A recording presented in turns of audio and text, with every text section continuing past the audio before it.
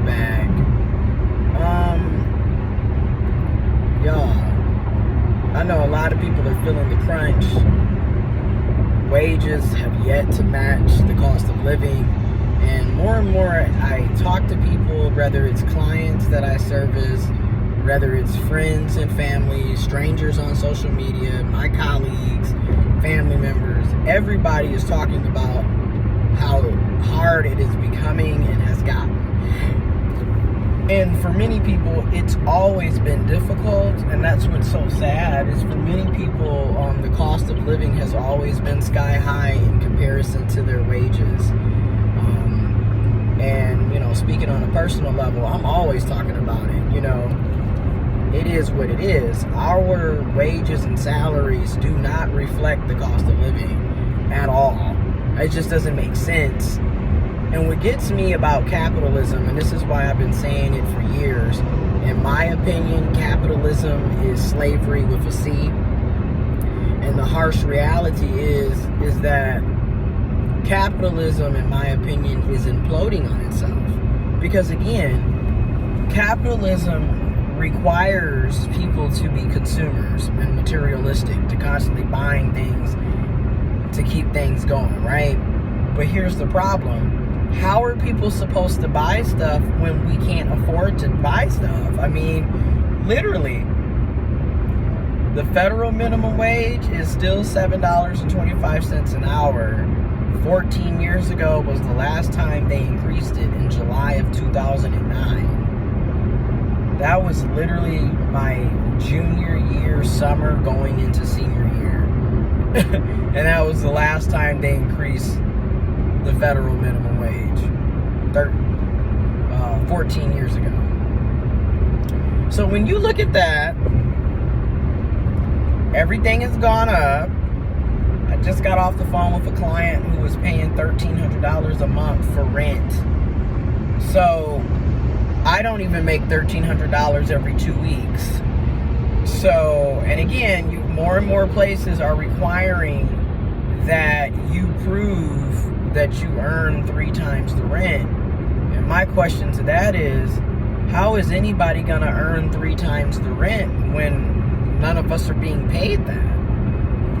And jobs really seem to not care.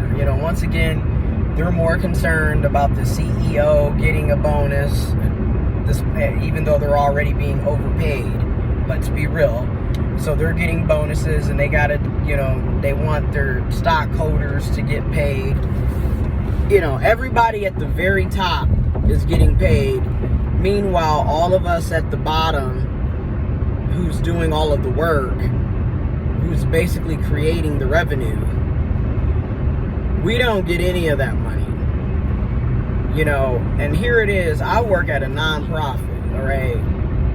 And with that being said, at this nonprofit, because I'm at a nonprofit, it's a smaller place, so you see the CEO on a regular basis.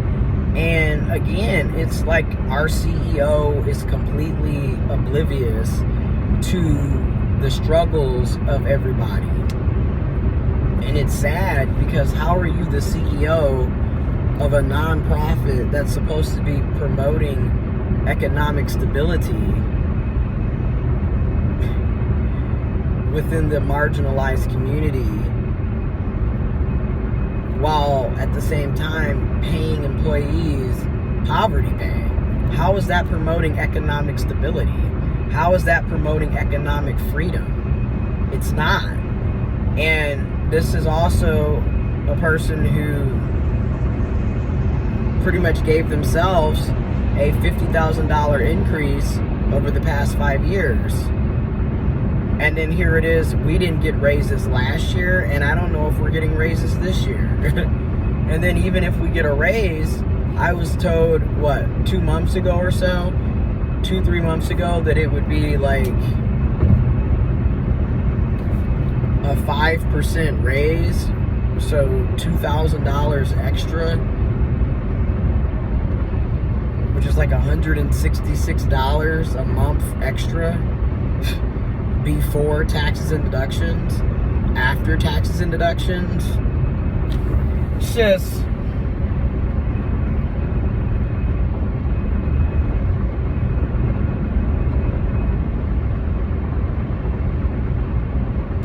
it's garbage. You know, it's just garbage. These increases are not even large enough for us to even notice that we got a raise. You know, because with inflation and the cost of living, it's almost like, are we even getting paid at this point?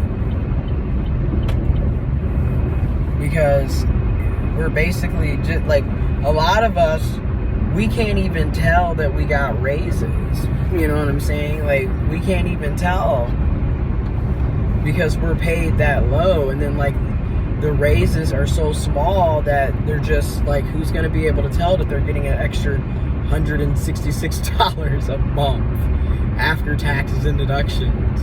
Like, what is that, 140?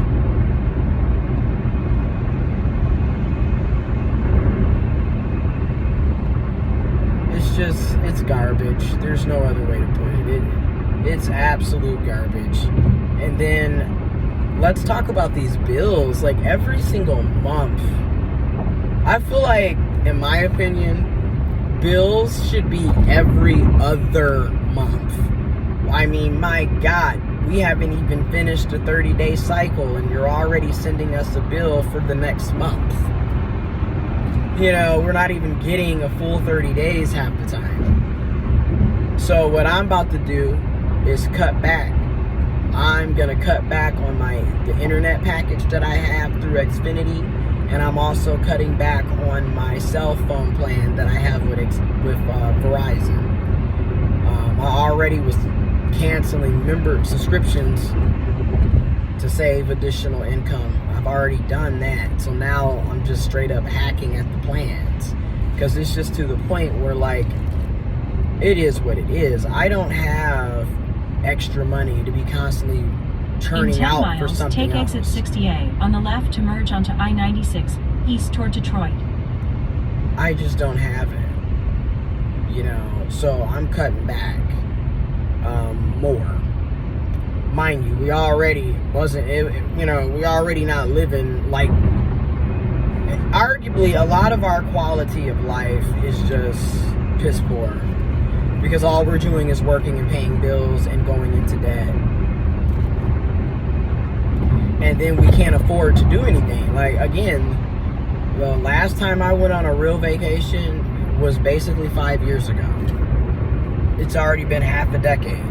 So, you know, this whole notion that we're just all out here living high on the hog and spending money frivolously, we're not. We're paying bills. We're trying to get out of debt.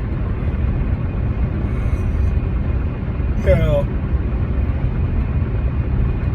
And we're seeing all of these different labor union strikes that are happening across the country, across industries, job fields, and I support it all the way. I mean, I wish I was a part of a union,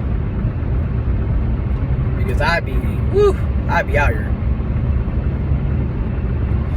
I would be out here. Because when I say we don't get paid nothing, we don't get paid nothing. Like, it's sad. UPS, they're fighting to get $42 an hour for the drivers. I support it. I wish I was getting $42 an hour. Again, our federal minimum wage, if it was to stay on track with inflation, cost of living, and productivity since the late 60s, early 70s, we should probably be at about $25 an hour, y'all. Let's be real. We need to be paid better. And like I said, capitalism, in my opinion, it's imploding on itself.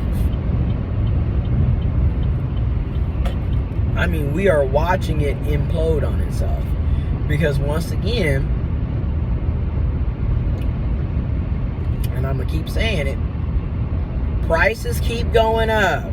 Wages and salaries basically have gone down. Do not reflect the cost of living.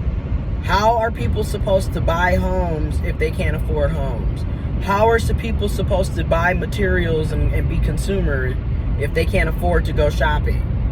You know, again, you're out pricing the very population that you need to buy things. So who's going to be buying all of these things? It can't just be the rich and the wealthy, because we're talking about 1 to 2% of the population. So obviously you're going to need more than 1 to 2% of the population to be consumers. Okay, so again, I'm just trying to get, like, where do they think we're going to be able to buy and be productive members of a capitalist society when we're not making enough money to live? What do you think is going to happen?